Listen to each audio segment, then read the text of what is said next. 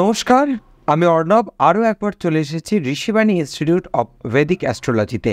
প্রত্যেকদিন যখনই আসি নতুন নতুন বিষয় সম্পর্কে জানি, নিজে সমৃদ্ধ হই এবং চেষ্টা করি আপনাদের সামনে তুলে ধরতে অনেক অজানা বিষয়, যার মাধ্যমে আপনারা উপকৃত হন। আর এই বিষয়ে আমাদের পুঙ্খানুপুঙ্খভাবে যিনি জানান, যিনি আমাদের প্রত্যেক মুহূর্তে সচেতন করেন, যিনি আমাদের প্রত্যেক মুহূর্তে ভালো রাখার চেষ্টা করেন, তিনি হলেন শান্তনুদা, শ্রী শান্তনুদে। শান্তনুদা, আরও একবার স্বাগত। নমস্কার সবাইকে। নমস্কার শান্তনুদা। নতুন বছরে আমরা পা দিয়েছি বেশ কটা দিন হলো, এবং বিভিন্ন বিষয় নিয়ে নতুন বছর পড়ার পর থেকেই জানছি, যেমন নতুন বছরের আগে নতুন বছর কীরকম যাবে সেই নিয়ে জানছিলাম। এবার নতুন বছর পড়ার পর আমরা রাহু কেতু, তার প্রভাব, এগুলো সম্পর্কে জেনেছি। কিন্তু আজকে যে বিষয়টা নিয়ে জানতে চাইবো, সেই বিষয়টা অনেক, শুধু আমার কেন, অনেক মানুষের কাছে একটা প্রশ্নের জায়গা। আমরা ছোটোবেলা থেকে একটা কথা, চলতি কথা শুনে আসি, গ্রহণ, এবং গ্রহণের সময় অনেক গ্রহণের ওপর রাহুর প্রভাব পড়ে, এবং রাহু নানা রকম ক্রিয়াকলাপ ঘটিয়ে থাকে। এটা আমাদের একটা চলতি কথায় গ্রহণ সম্পর্কে ধারণা আছে। তো সেটা কতটা বাস্তবসম্মত? আদৌ কি রাহু কোনো প্রভাব ফেললে সেটা কিভাবে ফেলে আর কী কী, সে বিষয়ে একটু জানবো। রাহু কেতু গ্রহণ, এই বিষয়টি কিন্তু টোটালি সায়েন্টিফিক বা অ্যাস্ট্রোনমিক্যাল ব্যাখ্যা রয়েছে। তো বিষয়টি কি আমরা সবাই জানি, যখন সূর্য, চন্দ্র, পৃথিবী একই সরলরেখায় আসে এবং সেই দিনটা যদি পূর্ণিমা অথবা অমাবস্যা হয়, সেই ক্ষেত্রে গ্রহণ হতে দেখতে পাওয়া যায়। এইটা আমরা ছোটোবেলায় সবাই পড়ে এসেছি। কিন্তু এর মধ্যে রাহু কেতু, রাহুর গ্রাস, এই ব্যাপারগুলো কেন এলো, এইটা হচ্ছে গিয়ে আমার মনে হয় তোমার অ্যাকচুয়াল প্রশ্ন। তার আগে আমাদের জানতে হবে কাকে আমরা রাহু এবং কেতু বলে চিহ্নিত করি জ্যোতিষে।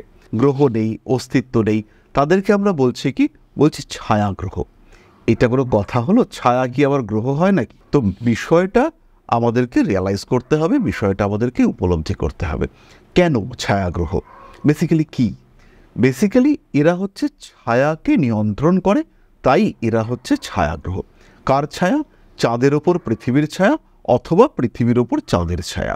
পূর্ণিমার সময় আমরা দেখেছি চন্দ্রগ্রহণ হয়, অমাবস্যার সময় আমরা দেখেছি সূর্যগ্রহণ হয়। এই সময় সূর্যের আলো সেটা আটকে যায় বা বাধাপ্রাপ্ত হয়, আইদার পৃথিবীর কারণে অথবা চাঁদের কারণে। তো এর জন্য আমাদের চাঁদ, সূর্য এবং পৃথিবীকে একটা রেখাতে আসতে হয়। এবার আমাদের যে অরবিটাল সিস্টেম, যে হিসেবে আমরা আপেক্ষিক গতি বিবেচনা করি, সেটা হচ্ছে পৃথিবী কেন্দ্রিক। পৃথিবী থেকে আমরা ক্যালকুলেট করি যে কিভাবে প্ল্যানেটারি মুভমেন্ট হচ্ছে। তো পৃথিবী থেকে সূর্যের যে মুভমেন্ট আমরা দেখতে পাই, তার তো একটা প্লেন আছে, অরবিটাল প্লেন আছে। তো সেই যে কক্ষপথ, পৃথিবী সাপেক্ষে সূর্যের মুভমেন্টের যে কক্ষতল, মানে যে অরবিটাল প্লেন, আর চাঁদের যে অরবিট অর্থাৎ কক্ষ, অর্থাৎ এই প্লেন, আর তার উপরে এই যে কক্ষপথ, এর যে দুটো পয়েন্ট অফ ইন্টারসেকশন, তার মধ্যে একটা হচ্ছে রাহু আর একটা হচ্ছে কেতু। তো যখনই গ্রহণ হবে, তখনই পয়েন্ট অফ ইন্টারসেকশন, দুটো পয়েন্ট, চন্দ্র সূর্য, এদেরকে কিন্তু একই লাইনে আসতে হবে। অর্থাৎ চাঁদ, সূর্য, রাহু, কেতু, এরা একটাই অ্যাক্সেসে থাকবে। যদি চাঁদ সূর্য একই ঘরে একই সাথে থাকে, তাহলে সেটা হচ্ছে সূর্যগ্রহণ। আর যদি জাস্ট অপোজিশনে থাকে, যে সূর্যের সাথে রাহু রয়েছে বা সূর্যের সাথে কেতু, চন্দ্রের সাথে রাহু, এই কম্বিনেশন যদি হয়, তাহলে সেটা চন্দ্রগ্রহণ হবে। তাহলে এই যে সিস্টেমেটিক অ্যাপ্রোচ, এর ফলে কি হচ্ছে, দেখা যাচ্ছে যে গ্রহণের সময় সূর্য ঢাকা পড়ে যাচ্ছে, বা সূর্য অদৃশ্য হচ্ছে, বা চন্দ্র অদৃশ্য হচ্ছে। সেটাকেই আমাদের পুরাণ কাহিনীকার যারা রয়েছেন, তারা বলেছেন যে রাহু গ্রাস করে নিল। এই যে রাহু, তার গ্রাসে চন্দ্র এসে পড়লো বা সূর্য এসে পড়লো। বেসিক্যালি এরা যে একটা লাইনে আসছে, পূর্ণিমা বা অমাবস্যার সময় এরা একই লাইনে আসছে, সেটাকেই ডিসক্রাইব করবার জন্য এই রাহু কেতু অ্যাক্সিস, এটাকে কল্পনা করা হয়েছে। এবং খেয়াল রাখতে হবে, রাহু কেতু এরা কিন্তু আমাদের কনসিয়াস, সাবকনসিয়াস মাইন্ড, এদেরকে কন্ট্রোল করে। সূর্য, চন্দ্র আমাদের আত্মিক প্রবৃত্তি, আমাদের মানসিক চেতনা, আমাদের কনসিয়াস মাইন্ড, এদেরকে কন্ট্রোল করে সূর্য এবং চন্দ্র। আর তার সঙ্গে রাহু কেতু, এদের যে অ্যাটাচমেন্ট, আমাদের যে মনের অনুভূতি, মনের অভিব্যক্তি, তার কিছু বাহ্যিক প্রকাশ রয়েছে, কিছু আভ্যন্তরীণ প্রকাশ রয়েছে। একজন মানুষ সাংঘাতিক খেতে ভালোবাসে, আমরা কি বলি চোখের খিদে। এই চোখের খিদে ওয়ার্ডটা, পেটের খিদে সত্যি সত্যি খিদে, খাওয়ার পরে মনে হলো আরেকটু খাবো। এই যে চোখের খিদে, এর কারক হচ্ছে রাহু। পোশাক পরিচ্ছদ, জামা কাপড় সবই রয়েছে, কিন্তু শান্তি নেই। কারক গ্রহ হচ্ছে কি রাহু। এই যে আনকন্ট্রোলড বিহেভিয়ার, এই আনকন্ট্রোলড বিহেভিয়ার এইটা হচ্ছে গিয়ে কারক রাহু। আর যখন এই বিহেভিয়ারটাই হয়ে যায় আনকনশিয়াস, আমি কি করছি আমি বুঝতে পারছি না, নিজের উপর নিয়ন্ত্রণ হারিয়ে ফেলেছি, বুঝতে পারছি না কি করা যাবে, কি করা উচিত, সেই পজিশন, সেই সিচুয়েশন কন্ট্রোল কেতু। তাহলে একটা হচ্ছে আনকন্ট্রোলড আর একটা হচ্ছে আনকনশিয়াস। তো এই আনকন্ট্রোলড আর আনকনশিয়াস এই চক্করের মধ্যেই কিন্তু যত অশান্তি রয়েছে। তাহলে এই রাহু এবং কেতু অর্থাৎ আমাদের এই যে মুন্ডু, তার মধ্যে রয়েছে চোখ, কান, নাক, জিভ, ত্বক। দেখতে পাচ্ছি আরে ওই তো রসগোল্লা, ওটাই খাবো, কিন্তু দেখতেই পাচ্ছি না, আমি জানিই না যে ওটা রসগোল্লা। কেউ যদি মুখে ঢুকিয়ে দেয় তাহলেই একমাত্র অনুভূতি রয়েছে, বা কোনোভাবে যদি শরীরের মধ্যে প্রবেশ করে তাহলে স্বাদটা পাবো। কিন্তু কেতুর ক্ষেত্রে স্বাদটুকুও নেই। তাহলে এমন একটা সত্তা যেটা টোটালি আনকনশিয়াস।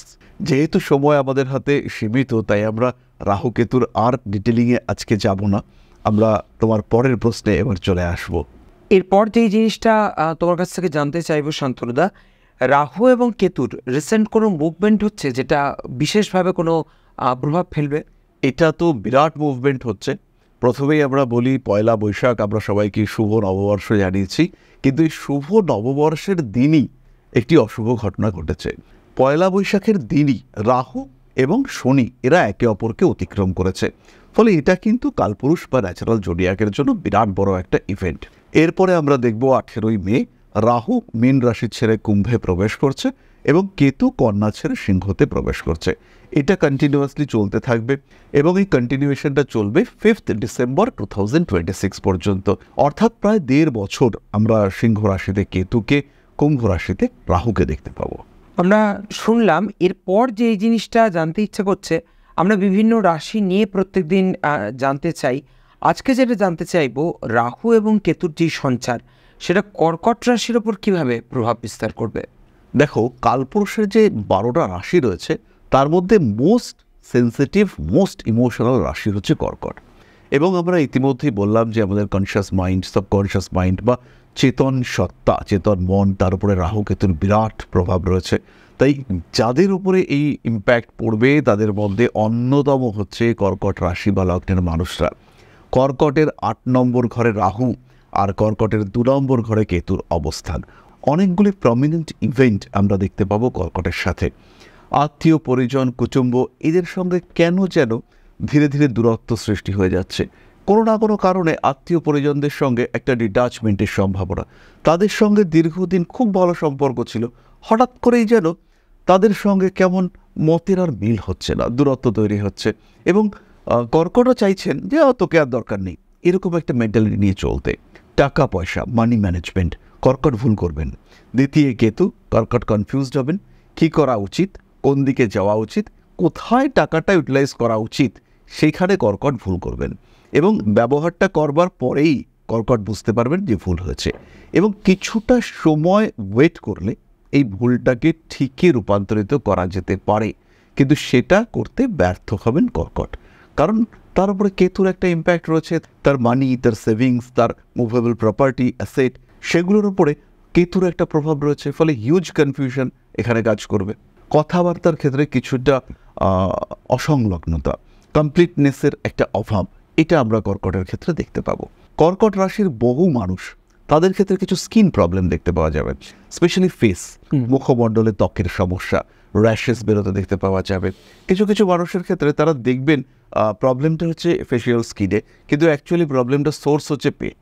তারা স্কিনের ট্রিটমেন্ট করবেন, কিন্তু গণ্ডগোলটা হয়ে রয়েছে পেটে। ফলে এই প্রপার ডিটেকশন এটা না হওয়ার কারণে প্রপার ট্রিটমেন্ট হবে না। তারা যতই ক্রিম, যতই চেষ্টা করুন না কেন, সেখানে কিন্তু একটা হচ্ছে না, এই ব্যাপারটা থেকে যাবে। এরপর আমরা চলে আসি আরেকটু জটিল জায়গায়, যেটা হচ্ছে 8th হাউসে রাহু রয়েছে। তো রাহু 8th হাউসে নেগেটিভ ইম্প্যাক্ট ক্রিয়েট করবে। কর্কট রাশি বা কর্কট লগ্নের যারা মানুষ রয়েছেন তারা কিন্তু এই 8 নম্বরে রাহুর জন্য বিভিন্ন ধরনের নেগেটিভ থটস, বিভিন্ন টাইপের বিষয় ওভার থিঙ্কিংয়ের টেন্ডেন্সি এর মধ্যে থাকবেন।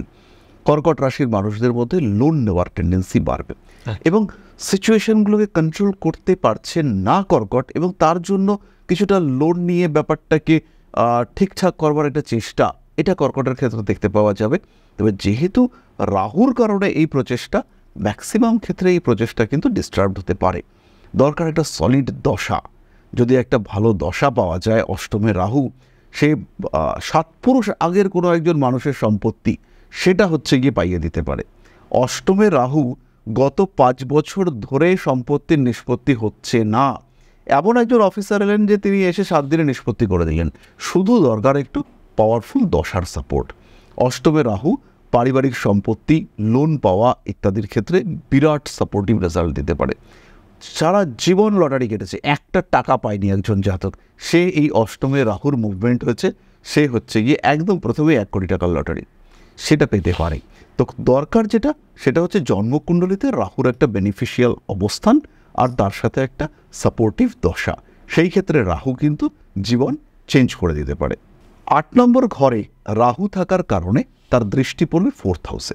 এই 4th হাউসে দৃষ্টি পড়ার কারণে বাড়িতে কিছু বাস্তু ডিফেক্ট ক্রিয়েটেড হতে পারে। বাড়িটা চেঞ্জ করলাম, বাড়িতে কিছু একটা নতুন ফার্নিচার নিয়ে এলাম, হতেই পারে একটা ফ্রিজ নিয়ে এলাম, এমন জায়গায় রাখলাম ফ্রিজটা, তার জন্য পুরো নর্থ ইস্ট কর্নারটা ড্যামেজ হয়ে গেল। এই টাইপের বাস্তু ডিফেক্ট ক্রিয়েটেড হতে পারে। এছাড়া 8 নম্বর ঘরটা থেকে আমরা বাধা, বিপত্তি, অ্যাক্সিডেন্ট এগুলো দেখে থাকি। কিছু সময় বদনাম, হতাশা, দুর্নাম এগুলোও আমরা 8 নম্বর ঘর থেকে দেখে থাকি। ঘরগুলো থেকে নির্দেশিত যে বিষয়, অর্থাৎ ডিফেমেশন, হঠাৎ আঘাতপ্রাপ্তি, এগুলোও কিন্তু কর্কটের ক্ষেত্রে হতে পারে।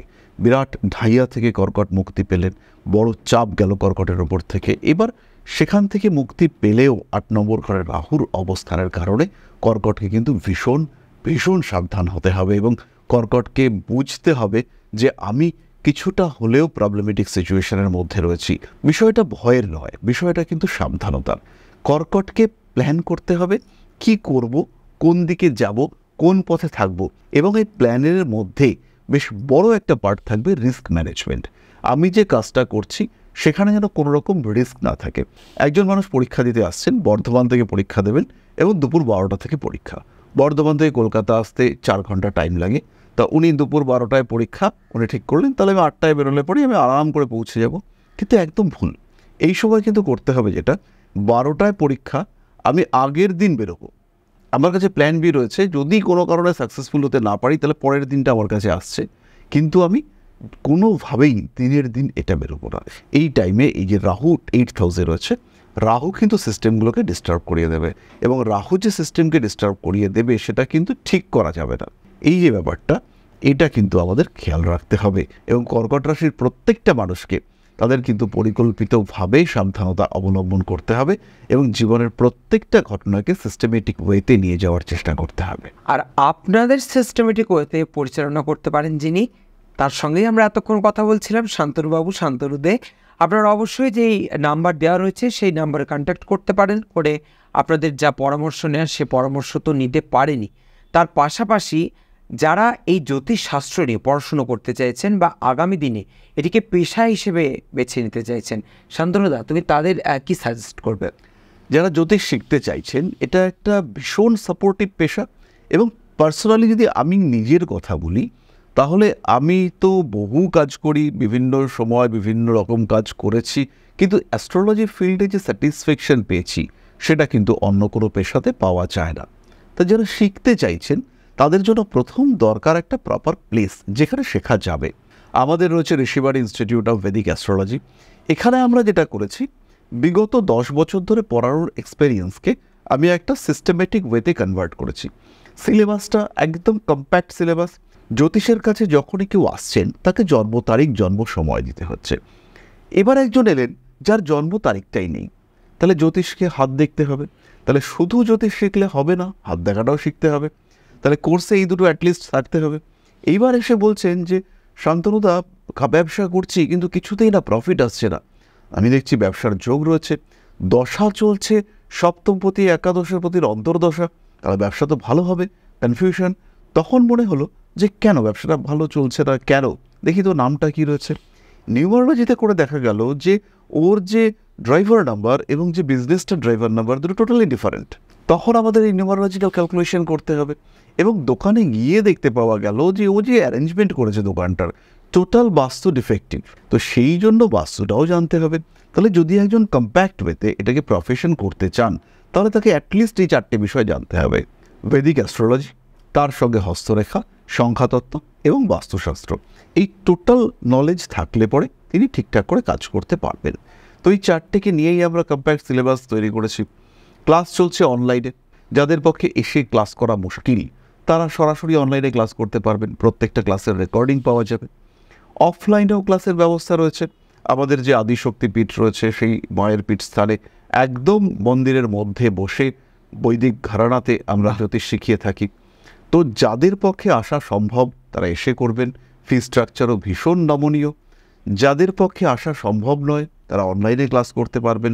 আমাদের ফ্যাকাল্টিরা অত্যন্ত স্ট্রং এবং তাদের নলেজ লেভেল সেটাই ডিফারেন্ট। আর সবচেয়ে বড় বিষয় হলো, যারা আমাদের এখানে পড়ান তারা কিন্তু রেগুলার প্র্যাকটিসিং অ্যাস্ট্রোলজার।